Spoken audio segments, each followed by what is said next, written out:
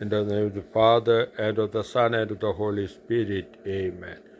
Most precious blood of Jesus Christ, cover us. Most precious blood of Jesus Christ, protect us. Most precious blood of Jesus Christ, comfort us. Most precious blood of Jesus, heal us. Most precious blood of Jesus, save us. O blood and water which got forth from the heart of Jesus, as the fount of mercy, forgiven us eternal life and glory for all our departed parents and grandparents, brothers, sisters, cousins and in-laws, uncles and aunts, friends and neighbors, and all the brother priests, religious and bishops, and all the people who died today. We trust in you. Jesus, I trust in you. Jesus, I trust in you. My brothers, today is the feast of Saint Stephen, the first martyr, disciple of Christ to be martyred after the resurrection of Christ. Stephen was one among the 7 deacons elected by the apostles after the Pentecost feast there. And he witnessed to the faith, and he was threatened, and he was stoned to death, stoning and killing. And the feast is celebrated today, the December 26. I'm going to talk about മരണം ആഘോഷമാക്കുമ്പോൾ പല ചിന്തകൾ എൻ്റെ മനസ്സിൽ വരികയാണ്. ഞാൻ ആദ്യമായിട്ട് mister സ്റ്റീഫൻ്റെ കുർബാനയെ കുറിച്ചിട്ടുള്ള വചനം ഇംഗ്ലീഷിൽ വായിക്കുകയാണ്. My soul Stephen saw the heavens open. He saw and entered in heaven. Happy the man to whom the heavens opened. Behold, I see the heavens open. Jesus standing at the right hand of the Almighty God. That's the verse from the Acts of the Apostles, the verse of St. Stephen, who was telling what he saw even when he was stoned to death. So that's the background. Now I also want to read one more verse. I got only English Bible here. The souls of the just are in the hands of God, and no torment shall touch them. They seemed in the view of the foolish to be dead, but they are in peace. They come singing for joy, homeward bound, laden with sheaves. Now St. Peter writes in his letter, the God of all grace has called us to be everlasting glory in Christ, and He will himself restore, confirm, strengthen, and establish those who have suffered a little while. Dominion be His throughout the ages. My dear brothers and sisters, is a time when death has become a part of life. Every day see a lot of young people and old people die, and the celebrities die. Today also I heard a very good film, not all film, because novel author, Mr. M.T. Vasudevan Nair of Kozhikode. Yeah, I know his films. Some of them I watch, even the seminary in the Mangalapura, Aluva, and we criticize that film in a kind of senior criticism. That is Tulabharam. Some of the ideas he got was from a kind of communist ideas. And that made me to think of this death today, on this first day after Christmas 2024.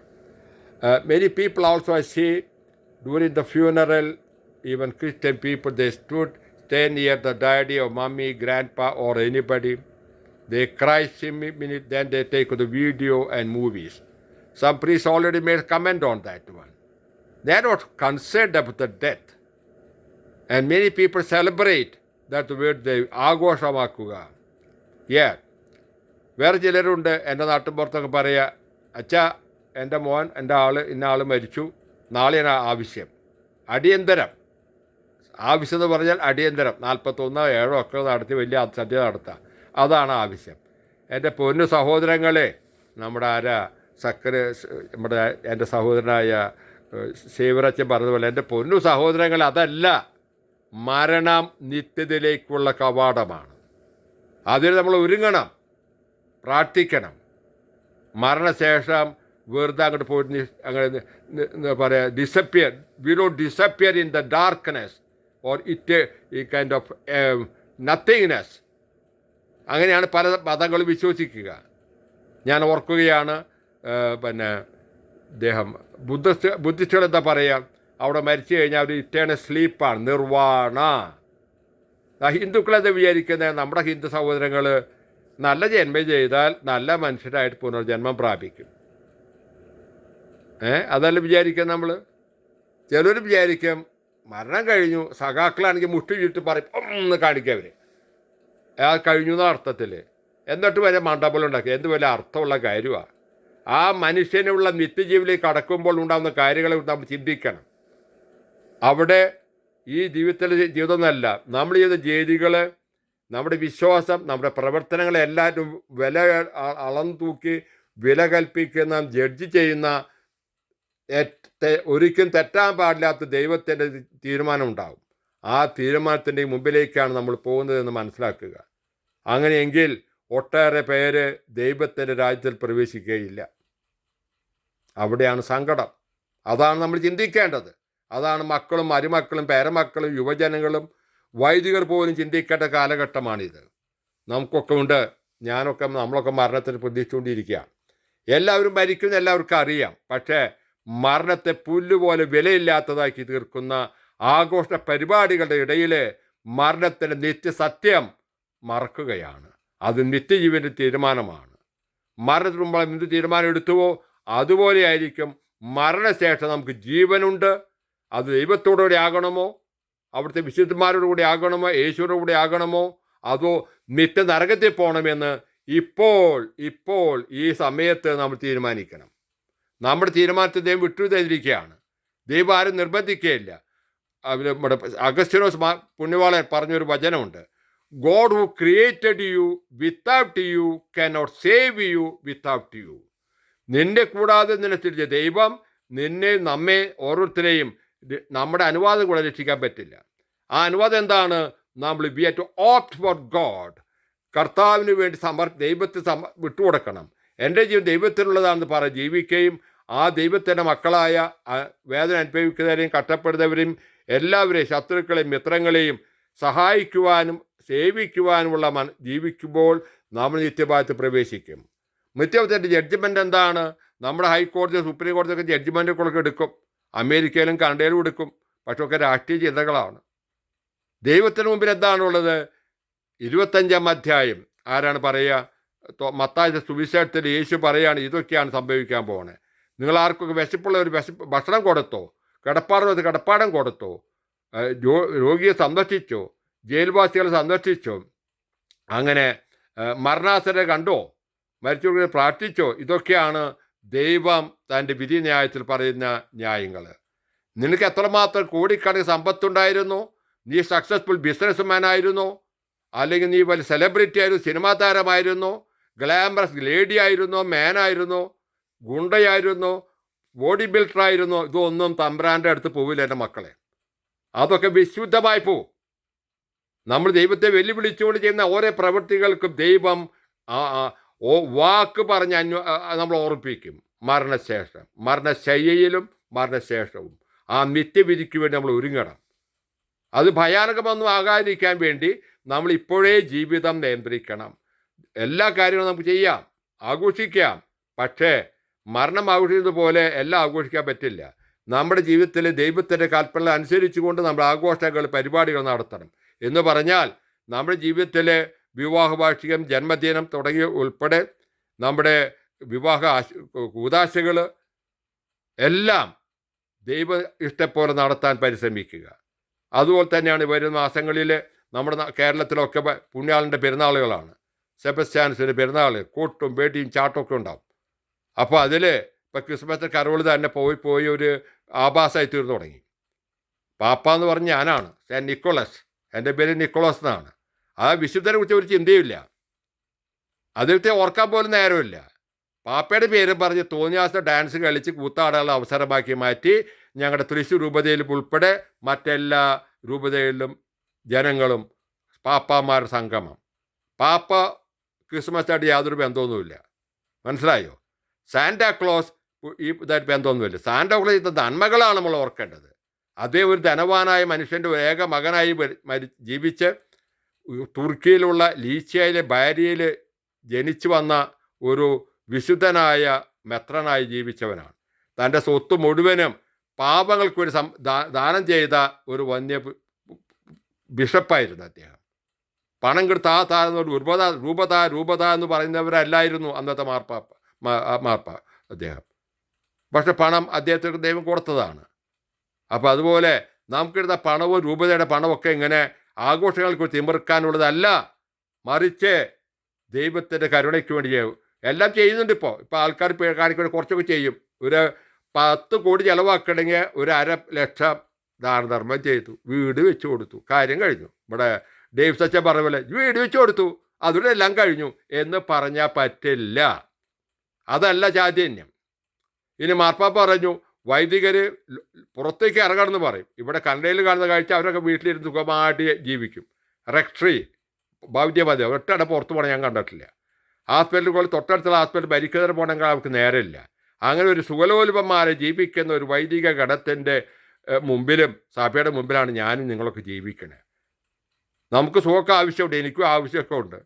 ഞാൻ സുഖം പ്രാപിച്ചവനാണ് എന്ന് വെച്ചിട്ട് എപ്പോൾ നന്ദിയോടുകൂടി കാത്തുകൊണ്ടിരിക്കണം. കർത്താവിൻ്റെ വരവിന് കാത്തിരിക്കുകയാണ്. എന്ന് മരിക്കുമെന്ന് നമുക്ക് ആർക്കും പറയാൻ പറ്റില്ല. ചില രോഗികളുണ്ട്. ഇപ്പോൾ MT വാസുദേവൻ്റെ കാര്യം എടുക്കുക. കഴിഞ്ഞ ദിവസം പറഞ്ഞു ഡോക്ടർ, അദ്ദേഹം കോഴിക്കോട് ആസ്പത്രി വളരെ സീരിയസ് ആണ്. അങ്ങനെ സീരിയസ് പെട്ടെന്നൊന്ന് സുഖം കിട്ടും. അപ്പോൾ എല്ലാവരും രക്ഷപ്പെടാൻ പോവാണ്, ഫൈറ്റ് ചെയ്യാണ്. കേരളത്തോട് ഫൈറ്റ് ചെയ്തു. ഒരാൾക്ക് ഫൈറ്റ് ചെയ്തിട്ട് കാര്യമില്ല. അതൊരു മുന്നറിയിപ്പായിരുന്നു. എല്ലാവരും ഓർക്കണം. ആ ഒരു ആശ്വാസം കിട്ടുന്നത് ആ രോഗിയായ മനുഷ്യൻ, അവൻ ഹിന്ദുവായാലും മുസ്ലിം ആയാലും ക്രിസ്ത്യാനി ആയാലും അച്ഛനായാലും മെത്രാനായാലും മാർപ്പാപ്പയായാലും അതൊരു മുന്നറിയിപ്പാണ്. നിൻ്റെ സമയം അടുത്ത് മോനെ, എൻ്റെ മോളെ ഞാൻ വിളിക്കാൻ പോവുകയാണ്. അപ്പോൾ ഏറ്റവും അവസാന നേരത്ത് പോലും അനുദപിച്ച് മാപ്പ് പറഞ്ഞ് യേശുവേ എനിക്ക് വേണ്ടി മരിച്ചവനായ യേശുവെ എൻ്റെ മേൽ കനിയണമേ എന്ന് പ്രാർത്ഥിച്ചുകൊണ്ട് കിടക്കുക. മരിച്ച് നമ്മൾ ദൈവത്തോട് സ്വർഗ്ഗരാജ്യത്തിൽ പ്രവേശിക്കണം. അതിനുള്ള വരത്തിനു വേണ്ടി പ്രാർത്ഥിക്കുക. ഞാൻ ഓർക്കുകയാണ്, പണ്ട് പഠിക്കുന്ന കാലത്ത് ഞങ്ങളുടെ ഫിലോസഫി പ്രൊഫസറായി എറണാകുളത്തെ അച്ഛനായിരുന്ന പിന്നീട് ബിഷപ്പായി ഭരിച്ച പ്രാസംഗികനും ധ്യാനഗുരുവും നല്ല ദൈവശാസ്ത്രജ്ഞനുമായിരുന്ന സെബാസ്റ്റ്യൻ മങ്കുഴിക്കരി അച്ഛൻ പറയുന്നൊരു കാര്യമുണ്ട്. അദ്ദേഹം ഫിലോസഫി പഠിപ്പിക്കുകയാണ്. ആ സമയത്ത് 69 ഞങ്ങൾ കേൾച്ചൊരു വചനമുണ്ട്. അത് വ്യാഖ്യാനിക്കുകയാണ്. നമ്മുടെ ഇന്നത്തെ കത്തോലിക്കരായിട്ട് സഭ മാറുന്നവർക്കും മറ്റ് മതങ്ങളുടെ പിന്നാലെ പോകുന്നവർക്കും ഒരു മുന്നറിയിപ്പ് കൂടിയായിട്ടാണ് അദ്ദേഹം പറഞ്ഞു തന്നത്. അത് യേശുദാസൊക്കെ അങ്ങനെ ആടിയാണ് ശബരിമലയ്ക്ക് പോവാൻ. അവിടെ ഒരു ഗുരു ഉണ്ട്, ഒരു സന്യാസി ഉണ്ടായിരുന്നു. അയാൾ ദൈവമൊന്നുമല്ല, അത് ദൈവമായിട്ട് ആചരിക്കാൻ നട്ടപ്പോൾ പോവാണ് അയാൾ. പൊക്കോട്ടെ, മക്കളെ കിട്ടാൻ വേണ്ടിയിട്ട്. ഇപ്പം മക്കളെന്താ ചെയ്യുന്നത് ഞാൻ ആ രോഗം മുൻ കാണുന്നുണ്ട്. അപ്പോൾ അയാളെ കുറ്റം പറയാനല്ല ഞാൻ പോണേ യേശുദാസ്. അയാൾ ഗായകനാണ്, ദൈവം തന്ന അനുഗ്രഹമാണ്. പക്ഷേ ഒരു ക്രിസ്ത്യാനി മറ്റു ദൈവങ്ങളുടെ മുമ്പിൽ മുട്ടുകുത്തരുത്, അത് ദൈവകൽപ്പനയ്ക്കെതിരാണ്. അപ്പോൾ ഞാൻ അതല്ല പറയാൻ പോകുന്നത്. ബിഷപ്പ് പറഞ്ഞ അച്ഛൻ, സെബാസ്റ്റ്യൻ അച്ഛനായിട്ടുള്ള ഫിലോസഫി എന്ന പ്രൊഫസർ പറഞ്ഞൊരു വചനമുണ്ട്. അത് നമ്മുടെ ഋഗ്വേദത്തിൽ പറഞ്ഞ വചനമാണ്. ഞാനത് മെല്ലെ ഒന്ന് പാടി നോക്കട്ടെ. ഇവിടെ അല്പം തണുപ്പൊക്കെ ഉള്ളതുകൊണ്ട് സ്വരമൊക്കെ പ്രശ്നമുണ്ട്. അസതോമ സദ്ഗമയ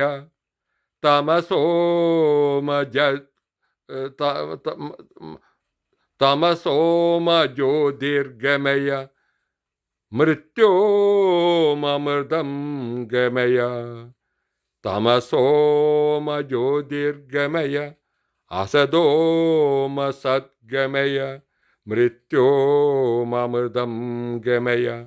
ഇത് ഞാനും നിങ്ങളുണ്ടാക്കിയ പാട്ടൊന്നല്ലത്. സംസ്കൃതത്തിൽ എഴുതി വെച്ച നമ്മുടെ ഋഷിമാർ, നമ്മുടെ ഹൈന്ദവർക്ക് പോലും ആ വചനം അറിയില്ല. അവരൊക്കെ പുരാണങ്ങൾ വിശ്വസിക്കുന്നവരാണ് നമ്മുടെ സഹോദരങ്ങൾ. വേദങ്ങൾ കുറച്ചൊക്കെ ഞങ്ങൾ പഠിച്ചിട്ടൊക്കെ ഉണ്ട്. മനസ്സിലായോ? അച്ഛൻ അതുപോലെ പഠിച്ചൊരു അച്ഛനായിരുന്നു. ഞങ്ങളുടെ സെമിനാറിൽ പഠിപ്പിക്കുന്ന പല അച്ഛന്മാരും. ഒരച്ഛൻ ഹിന്ദുസം പഠിക്കുമ്പോൾ ജർമ്മനി പോയിട്ടാണ് പഠിച്ചത്, വെളിയത്തിലച്ഛൻ. അവിടെ സംസ്കൃതം പഠിച്ച് നല്ല ബ്രാഹ്മണനെ പോലെ പഠിപ്പിക്കുന്ന ഒരു അധ്യാപനം ഉണ്ടായിരുന്നു ഞങ്ങൾക്ക്. ഇപ്പം അദ്ദേഹം പാലക്കാടായിരുന്നു, അങ്കമാലി അടുത്തുള്ള ആളാണെന്ന് ഞാൻ മനസ്സിലാക്കിയത്. അദ്ദേഹം മരിച്ചുപോയി പാലക്കാട് വെച്ചിട്ട്. അപ്പോൾ ആ ഗാനം ഒരു പ്രാർത്ഥനയായിരുന്നു. അശ്വത എന്ന് പറയാം, ഇരുട്ടിൽ നിന്ന് പ്രകാശത്തിലേക്ക് നയിക്കണമേ, ഇല്ലായ്മയെന്ന് ഉള്ളായ്മയിലേക്ക് നയിക്കണമേ, അസതോമ സദ്ഗമയ, പിന്നെ മൃത്യോമ അമൃതം ഗമയ. അതാണ് ഇന്നത്തെ വിഷയത്തോട് ബന്ധപ്പെട്ട് പറയുക. മരണത്തിൽ നിന്ന് അമർത്യതയിലേക്ക് ഞങ്ങൾ നയിക്കണമേ എന്ന് നമ്മുടെ മുനിമാർ, ഋഷിമാർ, ഭാരതത്തിൻ്റെ മുനിമാർ പ്രാർത്ഥിച്ച പ്രാർത്ഥനയാണ്. അത് കാട ഉപനിഷത്തിലും ഋഗ്വേദത്തിലൊക്കെ പറഞ്ഞിട്ടുള്ള വചനങ്ങളാണ്. അതാണ് ഞാൻ ഓർക്കുക. അതിന് മറുപടി തന്നത് ആരാണ്? യേശു. അവർ പ്രാർത്ഥിച്ചു. ഇന്നും ഒരു തത്വശാസ്ത്രജ്ഞനോ ദൈവശാസ്ത്രജ്ഞനോ പിന്നെ ടെക്നോളജിക്കോ AI-ക്കോ തരാൻ പറ്റുന്നൊരു കാര്യമുണ്ട്. ആ ദൈവം ചെയ്തു, യേശു ചെയ്തു. തൻ്റെ കുരിശിലെ മരണം വഴി ബലിവർപ്പണത്തിലൂടെ യേശു മരണത്തെ കീഴടക്കിക്കൊണ്ട് ഉയർത്തെഴുന്നേറ്റപ്പോൾ ആ മരണത്തിൻ്റെ ഇരുട്ടടഞ്ഞ അധ്യായം അവസാനിച്ചു. പുനരുത്ഥാനം ചെയ്ത യേശു നിത്യയിലെ പ്രവേശിച്ചു. ഇന്ന് ആ സ്റ്റീഫൻ കണ്ടതുപോലെ സ്റ്റീഫനെ കല്ലെറിയുമ്പോൾ, എസ്തപ്പാനോസിനെ കല്ലെറിയുമ്പോൾ അദ്ദേഹം കാണുകയാണ് സ്വർഗം തുറന്നതായിട്ടും യേശു പിതാവിൻ്റെ വലത്തുഭാഗത്തിരിക്കുന്നതായിട്ടും. അതാണ് കാണുന്നത്. എന്തായാലും വേണ്ടില്ല, യേശു രണ്ടാം കാലത്ത് എഴുന്നേറ്റ് വരും. ഇന്ന് യേശു ദൈവസന്നിധിയിലാണ്. അവർ ജീവിച്ചിരിക്കുമ്പോൾ പറഞ്ഞ വാക്കുകളുണ്ട്. ഞാനാകുന്നു വഴിയും സത്യവും ജീവനും, എന്നെ കൂടാതെ ആരും നിത്യജീവനിൽ പ്രവേശിക്കുകയില്ല. ഇതാണ് നമ്മൾ ഓർക്കേണ്ടത്. ഒരു മതങ്ങൾക്ക് അങ്ങനെ പറയാൻ പറ്റിയിട്ടില്ല. എന്താ ചെയ്യുക, നമ്മളെ കുറ്റപ്പെടുത്തൊന്നുമില്ല കേട്ടോ, തെറ്റിദ്ധരിക്കട്ടെ. ഞാൻ മറ്റു മതങ്ങൾ വിദ്വേഷിക്കുന്ന ഒരാളുമല്ല. അവർക്ക് ബഹുമാനം കണ്ടു നടക്കണം. പക്ഷേ സത്യത്തിലേക്ക് നയിക്കാനുള്ള കടമ എനിക്കുണ്ട്. സത്യം എന്താണ്? യേശുവാകുന്ന സത്യം താൻ സത്യമാണെന്നും തൻ്റെ പ്രവർത്തനോട് ദൈവം യേശു കാണിച്ചു കൊടുത്തു. അവർ പ്രവാചകനോ മന്ത്രജാലകാരനോ അത്ഭുതപ്പെടുത്തൽ മാത്രമല്ല യേശുവായിരുന്നത്. ഇന്ന് സഖാക്കൾക്ക് യേശു ഒരു സഖാവാണ്, സോഷ്യലിസ്റ്റാണ്, കമ്മ്യൂണിസ്റ്റാണ്. BJP-ക്കാർക്ക് അദ്ദേഹം ഒരു ഗുരുവാണ്. കോൺഗ്രസ്സുകാർക്കോ അദ്ദേഹം ഒരു മതേതര സൗഹാർദ്ദ സേവയാണ്. ഓരോ അർത്ഥം തട്ടാത്തുള്ള കാര്യങ്ങളൊക്കെ അവർക്ക് അറിയുള്ളൂ. ഇന്ന് ഞാൻ അയാളെക്കുറിച്ച് പറയാൻ പോകുന്നില്ലെങ്കിലും സതീശെ കുറേ കാര്യം മനസ്സിലാക്കി കുരിശൻ്റെ ശക്തി കണ്ടുകൊണ്ടിരിക്കുകയാണ് നമ്മുടെ കേരളത്തിൽ പ്രതിപക്ഷമായ സതീശൻ. അപ്പോൾ അത് നല്ലൊരു കാര്യമാണ്. ആ കുരിശെ നോക്കുമ്പോൾ സത്യങ്ങൾ മനസ്സിലാകും. ഉയർപ്പിത്തിരുന്നാളാണ് ക്രിസ്മസിൻ്റെ അന്ത്യം. ആ ഉയർത്തേറ്റ കർത്താവിനോട് കൂടെ ഉയർത്തി നിൽക്കുവാനാണ് മനുഷ്യൻ സൃഷ്ടിക്കപ്പെട്ടത്. യേശു വന്നത് മരിക്കാനും ഉയർക്കാനുമാണ്, നമുക്ക് ജീവൻ ഉണ്ടാകുന്നതിന് വേണ്ടി. നിത്യദൈവമായ യേശു മനുഷ്യനെ അവതരിച്ച് സഹിച്ച് മരിച്ച് ഏറ്റവും കഠിനമായ പീഡകൾ സഹിച്ച് മരിച്ചുകൊണ്ട് യേശു നമ്മുടെ രക്ഷകനാവുകയാണ്. ഗുരു മാത്രമല്ല, മനുഷ്യസ്നേഹി മാത്രമല്ല, അത്ഭുത പ്രവർത്തകനുമായിരുന്നില്ല, മാത്രമല്ല അവിടുന്ന് ജീവദാതാവായ ദൈവമായിരിക്കുകയാണ്. അതായിരുന്നു ഈശ്വരൻ്റെ പദ്ധതി. ആ പദ്ധതി യേശുവിലൂടെ പൂർത്തിയാക്കപ്പെട്ടു. ആ യേശു പറയാണ്, ഞാനാകുന്നു വഴിയും സത്യവും ജീവനും, എന്നിൽ കൂടെ അല്ലാതെ ആരും നിത്യജീവനിൽ പ്രവേശിക്കുകയില്ല. അപ്പം നിത്യജീവനുണ്ട്, അവിടെ പ്രവേശിക്കണം. നമ്മളാരും പുനർജന്മം പ്രേമിച്ച് കാടും പൂച്ചും ആനയും എരുമയും ആനയിട്ട് മാറാൻ തോന്നുന്നില്ല. അത് നമുക്ക് കിട്ടിയൊരു ഒരു ഐതിഹ്യമാണ് അതൊക്കെ. ഈ മറ്റൊരു പറഞ്ഞതുപോലെ ഒന്നുമില്ല എന്ന് പറഞ്ഞാൽ അതും തെറ്റാണ്. അതിനാരൊക്കെയാണ് ഉള്ളത്? നിഹിലിസം പഠിപ്പിച്ചതൊക്കെ ആരാണ്? ഷാൻ പോൾ സാർത്ര, അങ്ങനെയുള്ള നിരീശ്വര ഫിലോസഫീസ് ഒത്തിരി പേരുണ്ട്. അവരൊക്കെ നല്ല കാലത്ത് ഞങ്ങൾ വിശദമായി പഠിച്ചവരാണ്. കാമസ് അയാൾ പിന്നീടാണ്. അവരുടെ കാൾ മാർക്സും അല്പം മാർക്സിസ്റ്റുകാരായി യൂഹിതനായ ആൾ. അപ്പോൾ അയാൾക്ക് ദൈവമൊന്നുമില്ല, പ്രപഞ്ചം അങ്ങനെ ഉണ്ടായി. എല്ലാവർക്കും ദൈവത്തെ കൂടെ ജ്ഞാനം കിട്ടിയവർക്കൊക്കെ തെറ്റിപ്പോയി. ദൈവിക ജ്ഞാനം കൂടി കിട്ടിക്കൊണ്ട് ബുദ്ധി ഉപയോഗിക്കുമ്പോൾ ആ ജ്ഞാനം ദൈവത്തിലേക്ക് നയിക്കും. ഇന്ന് ഞാൻ ചുരുക്കുകയാണ്.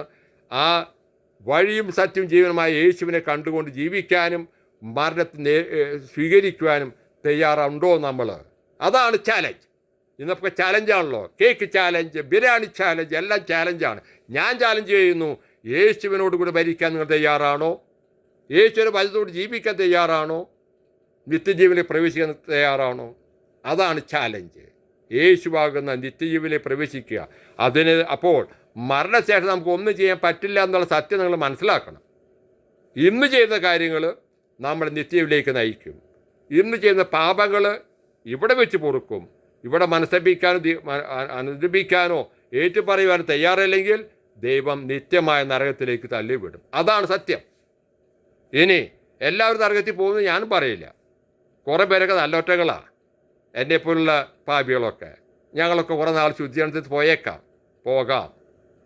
അത് സഹനമുണ്ട് അവിടെ. പക്ഷേ ഇന്നല്ലെങ്കിൽ നാളെ തിരിച്ചു വിടും. നമ്മൾ ജയിലിലെ ജീവിതപര്യന്തം തടവ് പോലെയായിരിക്കും എന്ന് ഞാൻ പല തമാശകൾ പറയാറുണ്ട്. അത് 14 കൊല്ലം കഴിഞ്ഞ് ജീവിതപര്യന്തം കഴിഞ്ഞു. അപ്പോൾ അതിൽ വിട്ട് തരാൻ പറ്റില്ല നമ്മുടെ ക്രിമിനൽ നിയമങ്ങൾക്ക്. അപ്പോൾ അങ്ങനെയാണ്. ഇനിയിപ്പോൾ അയാൾ തൂക്കി കൊന്നാലും അതുകൊണ്ട് കഴിയില്ല. ജീവിതം തുടരുകയാണ് നിത്യജീവനിലേക്ക്. അതിൽ ഒരു കൂടി ജീവിക്കാൻ ശ്രമിക്കുമ്പോൾ മരണം പ്രത്യാശയുടെ ആഘോഷമായി തീരണം. മരണം അനുതാപത്തിൻ്റെ മാറ്റമായി തീരണം. മരണം നിത്യജീവനിലേക്ക് കവാടമെന്നുള്ള ബോധ്യത്തോടു കൂടിയുള്ള കാര്യമായിരിക്കണം. ഇത് നിങ്ങളുടെ മക്കളെയും പേരമക്കളെയും കുട്ടികളെയും യുവജനങ്ങളെയും സഖാക്കളെ അല്ലാത്തവരെയും കോൺഗ്രസ്സുകാരെയും മതേതരന്മാരെയും കത്തോലിക്ക വിശ്വാസികളെയും പഠിപ്പിക്കേണ്ട കടമ എന്നെപ്പോലുള്ള വൈദികർക്കുണ്ട്. മറക്കരുത്. എല്ലാവർക്കും ഈ ക്രിസ്മസ് ദിവസത്തിൽ എസ്തപ്പാനോസ് എന്ന് മലയാളത്തിൽ പറയുന്ന പഴയ പേര് ഇപ്പോൾ പറയാൻ പാടില്ല, സ്റ്റീവ് ഇംഗ്ലീഷിലാണെങ്കിൽ സ്റ്റീവ് ആയിപ്പോയി. അപ്പോൾ ആ പുണ്യവാളിൻ്റെ ആദ്യ രക്തസാക്ഷി അദ്ദേഹമാണ്. ബിഷപ്പ് സെബസ്ത്യാനസിന് മുമ്പ്. സെബസ്ത്യാനസ് മരിച്ചത് 250-ലാണ്. ഒരുപാട് പേര് മരിച്ചിട്ടുണ്ട്. അവരൊക്കെ മരണത്തെ മുന്നിൽ കണ്ടപ്പോഴും യേശുവിനെ തള്ളിപ്പറയാതെ ജീവിച്ചവരാണ് എന്നുള്ള സത്യം എൻ്റെ പ്രിയ സഹോദരങ്ങളെ, എന്നെ കേൾക്കുന്നവരെ കേൾക്കുക. ഇത് മലയാളത്തിൻ്റെ പ്രസംഗമാണ്. ഞാനത് ഇംഗ്ലീഷിലേക്ക് വേണ്ടി വെച്ചോളാം. യേശു എല്ലാവരും അനുഗ്രഹിക്കട്ടെ. ജീവനും വഴിയും സത്യം ജീവനുമായ യേശു നമ്മെ പഠിപ്പിക്കുകയും നമ്മളെ നയിക്കുകയും ഭരിക്കുകയും ചെയ്യട്ടെ, ഇപ്പോഴും എപ്പോഴും എന്നേക്കും. ആമേൻ. യേശു നാമത്തിന് എന്നേക്കും സ്തുതി.